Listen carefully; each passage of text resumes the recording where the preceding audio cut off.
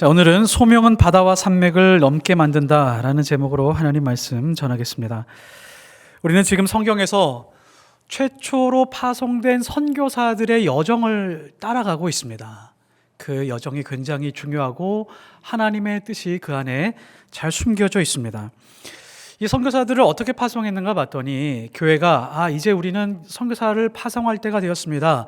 회의하고 결정하거나 혹은 재원이 다 마련된 다음에 선교사를 파송한 것이 아니라 성령께서 직권으로 시기도 정하시고 장소도 정하시고 사람도 정하셔가지고 안디옥 교회에게 파송하라고 그렇게 명령을 하셨습니다. 지금도 우리가 이런 생각을 할 때가 있습니다. 성령이 지금도 일하시는 건가? 과연 성경 안에서 일하는 그 성령이 지금도 있나? 라는 생각을 할 때도 가끔 있습니다. 성령이 어디서 일하는지 어떻게 일하는지 목격하고 싶으신 분들은 선교지로 가시면 됩니다. 오늘 말씀처럼 사도행전처럼 성령께서 직접 선교에 관여하시고 선교사들을 파송하셨습니다. 그래서 선교지에서 아주 특별한 일들을 하시는 분이 바로 성령 하나님이십니다. 그래서 우리는 선교에 대해서 꾸준히 관심을 가져야 되고 또 선교를 위해서 기도해야 되며 교회가 선교하는 일을 외면하고 있다면 교회로서 해야 될 일을 외면하고 있는 것입니다. 오늘 우리가 바울 일행과 함께 가는 이 여정 이렇습니다. 어디까지 와 있냐면 이 안디옥이라고 하는 지역, 지금의 그 튀르키예의 지역 안타키아라고 하는 도시가 있습니다. 그 안타키아에서 그 실루기아로 간 다음에 실루기아에서 배를 타고 살라미로 가서, 그러니까 구브로 섬으로 갑니다. 구브로 섬에 살라미로 갔다가 여러 회당에서 말씀을 증거하다가 그 구브로 섬 서쪽 끝에 바보라고 하는 도시, 그러니까 바포스라고 하는 도시인데요. 그곳에서 말씀을 증거하다가 거기서 또 배를 타고 밤빌리아라고 하는 곳에 버가라고 하는 도시가 있는데 그곳에 도착한 장면이 오늘의 말씀의 배경입니다. 오늘 말씀을 읽으면 짧은 구절들이기 때문에 별로 중요하지 않은가 보다, 이렇게 이런 사건들 속에서 지나가나 보다라고 생각할 수 있지만 구브로 섬을 지나가면서 몇 가지 중요한 사건과 변화가 있었습니다. 그 중에 하나가, 첫 번째가 그 로마의 총독 그 서기오 바울이라고 하는 사람이 예수를 믿게 되었다라고 하는 사건입니다. 이 사건이 굉장히 중요한데요. 왜냐하면 우리는 가끔 이런 생각을 할 때가 있습니다. 누군가에게 예수님을 전혀 알지 못하고 관심 없는 사람에게 예수님을 한 번 전한다고 해서 저 사람이 믿을까? 라는 생각이 있잖아요. 그런데 지금 바울은 이 서기오 바울에게 처음 말씀을 전하고 한 번 말씀을 전했음에도 불구하고 이 총독은 예수 그리스도를 받아들이고 예수님을 믿게 되었습니다. 그 연탄재라고 하는 시가 있죠. 안도현의 연탄재라는 시가 있습니다. 연탄재를 함부로 차지 말라. 누구에게 한 번이라도 뜨거운 사람이었느냐. 연탄재와 같이 보잘것 없어 보이는 그 연탄재도 언젠가는 뜨거워서 누군가를 데펴준 적이 있는데, 우리는 정말 하나님의 마음을 품고 누군가가 죽어가고 있는데 저 사람 저렇게 살다가 보면 지옥에 가는 것이 분명할 텐데, 저 영혼이 너무도 불쌍하구나, 예수님만 믿어야 천국에 갈 텐데 라고 하는 그 안타까운 마음을 안고 진심으로 진정성 있게 그 사람에게 예수를 소개한 적이 있습니까? 그 한 번의 용기와 그 한 번의 시도 때문에 누군가가 구원받을 수 있습니다. 이게 총독 서기오를 통해서 주시는 아주 중요한 메시지입니다. 그리고 리더십의 변화가 생깁니다. 구브로 섬을 지나고 난 다음에 그 이전까지는 바나바와 바울, 그러니까 바나바가 먼저 쓰여지고 그 다음에 바울이 쓰여졌었는데 구브로 섬을 지나가면서 바울의 능력이 드러났었던 것 같습니다.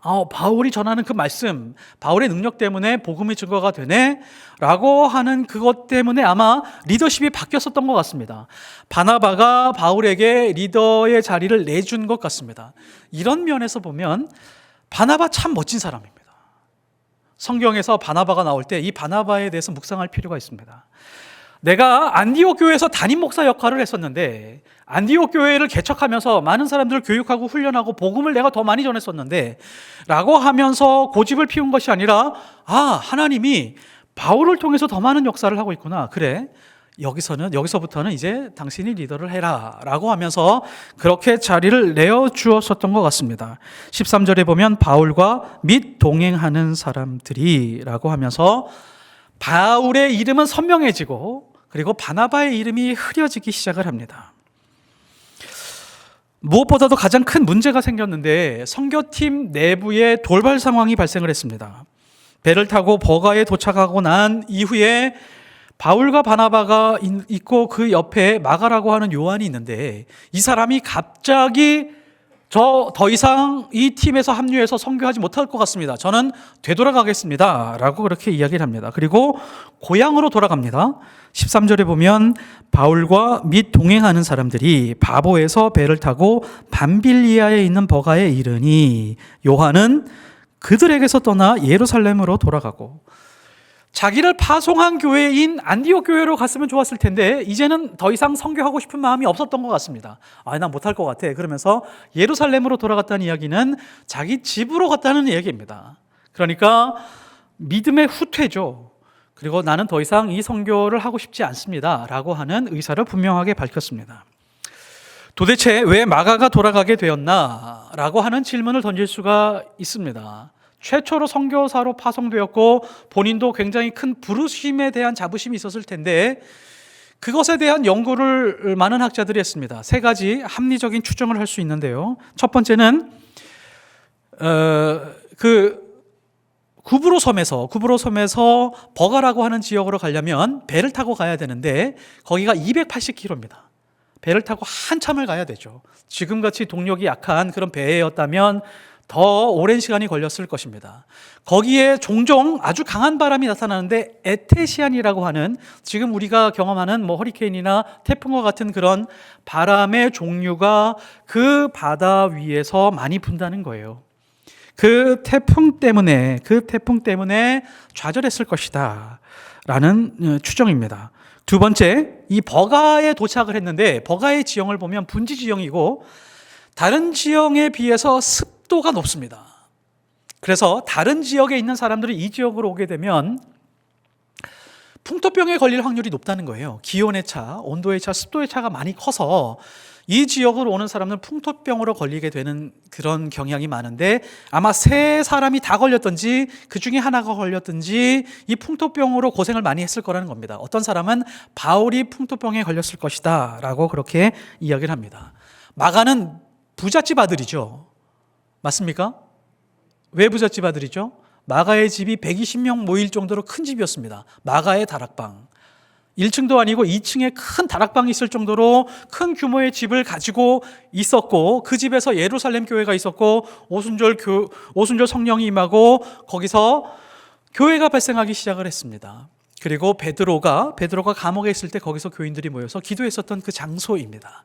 그러니까 부잣집 아들, 그러니까 온실 속의 화초처럼 잘 자라고 있다가 믿음은 좋았는데 이런 섬에서의 환경, 배를 타고 가야 되는 그런 거리, 그리고 풍토병을 견뎌야 되는 그런 상황이 너무 힘들었지 않았겠느냐라고 하는 것입니다. 그리고 세 번째, 이런 상황에서 다음 지역, 버가를 떠나서 다음 지역을 어디로 갈까를 봤더니 비시디아 안디옥이라는 곳으로 간다라고 합니다.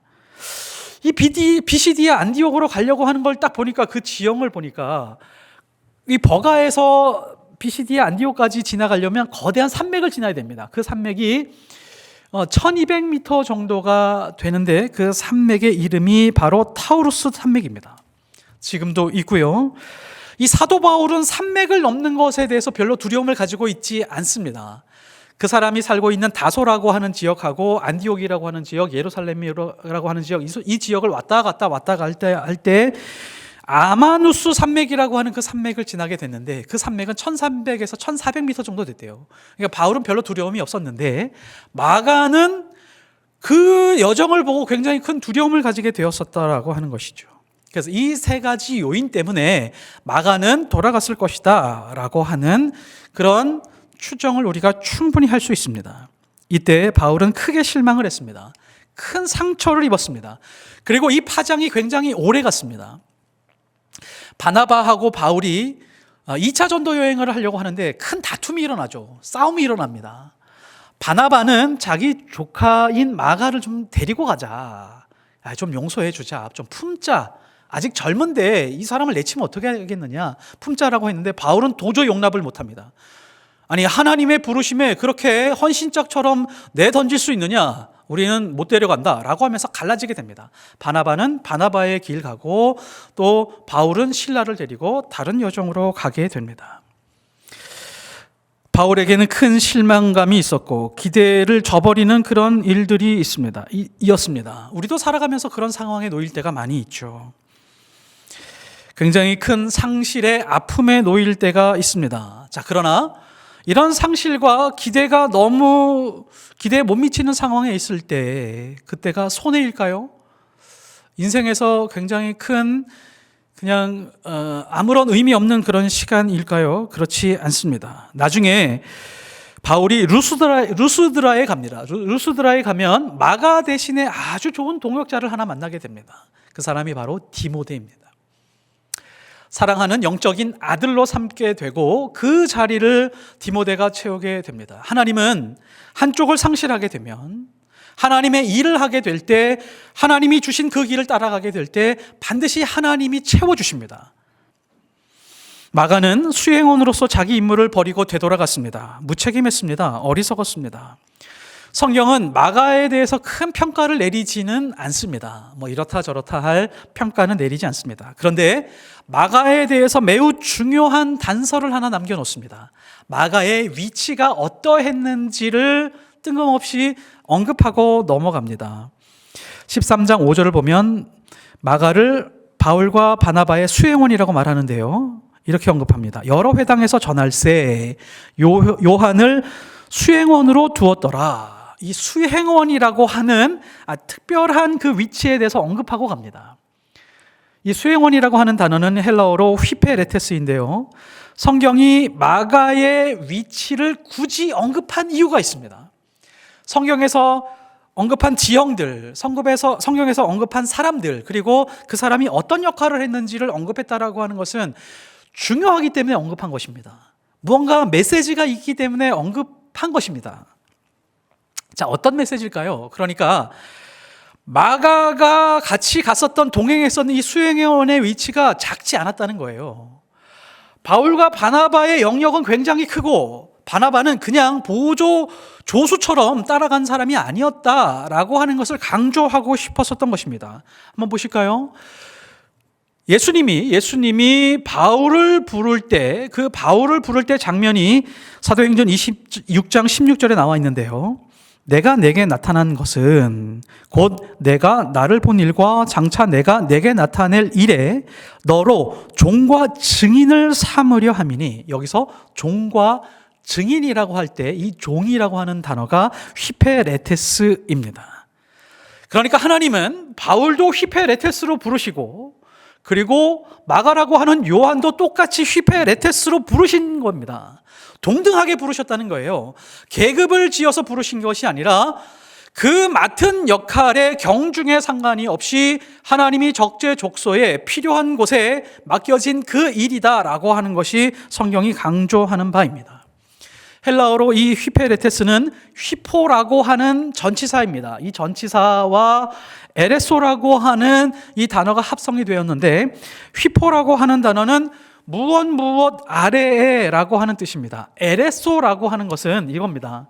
노를 잡고 젓는다라고 하는 뜻이죠.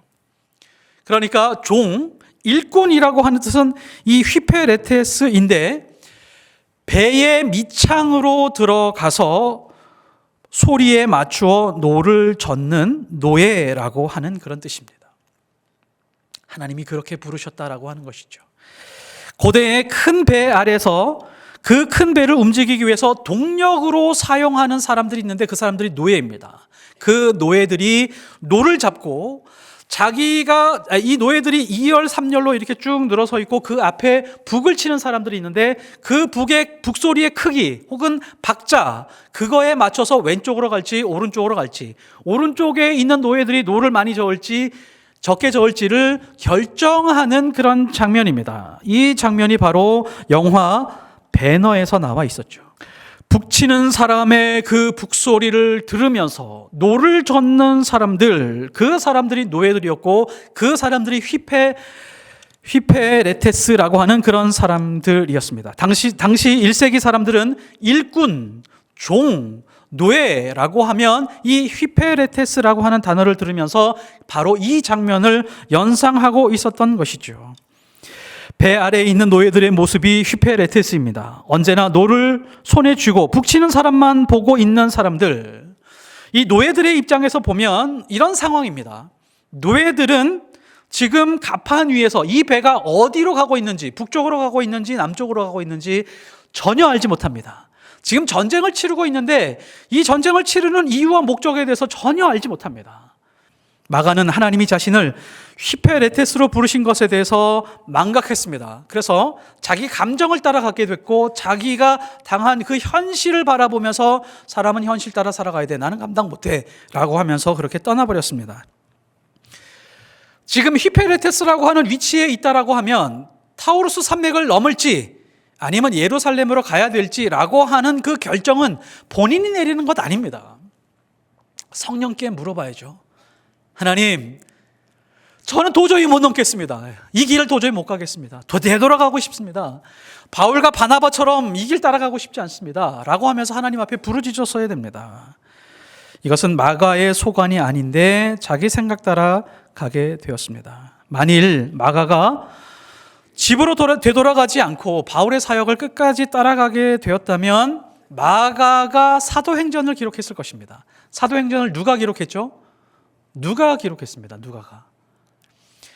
그러니까 이 마가가 왜 사도행전을 기록하기에 가장 적합한 사람이냐면 사도행전 초기에 오순절 성령이 임했을 때 마가 자신의 집에서 임했잖아요.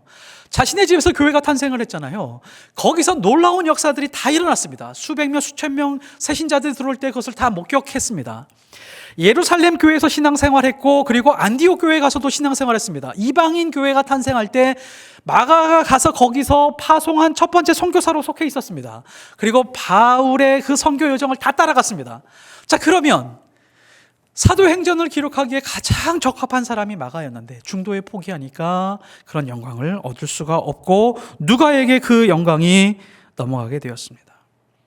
주님의 일꾼이 된다는 것, 예수님처럼 살고 싶은 마음에 작은 희생들을 계속해서 감당해 가는 것, 그 인생들은 정말 귀중한 인생입니다. 그러나 사명을 잊은 사람은 자기에게 주어진 그 아까운 세월, 그 세월을 허비하고 허송 세월을 살아가게 됩니다. 하나님이 자기 자신을 왜 부르셨는지 모르는 사람은 언제나 포기하고 싶은 마음밖에 없습니다. 나 올해까지만 하고 그만둬야지. 내년까지만 하고 그만둘 거야 이거. 더러워서 못해 먹겠네 라고 하는 생각으로 자기 생각으로 멈추는 경우들이 허다합니다. 그렇다면 마가는 버림받았을까요? 마가 버림받았을 것 같으세요? 어떠세요? 궁금하지 않으세요? 세월이 좀 지나면서 마가는 다시 돌아왔습니다. 골로새서 4장 10절에 바울이 마가에 대해서 특별한 애정을 보이고 있습니다. 나와 함께 갇힌 아리스다고와 바나바의 생질 마가와 이 마가에 대하여 너희가 명을 받았음에 그가 이르거든 영접하라. 어느 순간 마가가 정신을 차리기 시작을 했습니다. 내가 이래서는 안 되지. 주님이 명령하신 그 길을 따라가야지. 나에겐 부르심이 있지 라고 하면서 따라가려고 했습니다. 그런데 바울이 특별히 영접하라라고 명령했던 것은 주변에 있는 성도들이나 교회에서 마가에 대해서 인식이 별로 좋지 않았던 것 같습니다. 바울이 특별히 언급해야 이 사람들이 환영할 정도로 마가 별로야. 마가 중간에 포기한 사람이야. 그리고 마가 좀 신앙이 별로 없어. 쟤는 중간에서 포기한 사람이기 때문에 우리랑 잘 어울리지 않아 라고 그렇게 생각했었던 것 같습니다. 그래서 이제는 마가를 따뜻하게 받아줘라. 마가랑 바울 나랑 이제 사이가 좋아졌어. 그리고 마가가 지금 다시 하나님께로 돌아와서 헌신하고 싶어하는 것 같아 라고 알려주고 있는 것입니다. 바울이 인생의 마지막에 쓴 편지가 디모데 후서인데요. 그 디모데 후서 4장 11절에 이렇게 말합니다.